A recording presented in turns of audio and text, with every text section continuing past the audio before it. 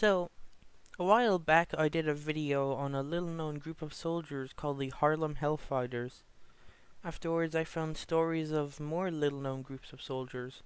I think it'd be fun to tell people about the existence of this stuff. So, here is another interesting story I found. So, during the 1910s, Mexico was in a revolutionary war, and something interesting happened that was unlike most of the other wars at the time. Usually, only men were allowed to fight in wars, while women stayed home.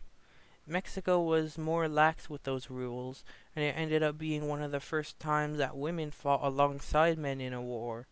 So much so that the female soldiers got their own nickname, Soldaderas. The name was based on a similar Spanish word, which was soldada, a person who contributed to the well being of soldiers. These soldaderas didn't just work as medics or nurses, but also spies, and sometimes disguised as men to fight in combat. Although their heroics were also outlined in tragedy, many people who ended up becoming part of the soldaderas did so because they were not given a choice. Male soldiers kidnapped or threatened anyone who was female into joining the army. At one point, 40 women in two neighboring towns were kidnapped by an army called the Zapatistas. Sadly, not much information was able to be revealed since most women in Mexico weren't able to read or write.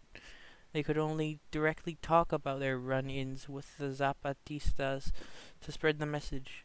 Because of this lack of education, Mexican women couldn't warn others about the impending storm.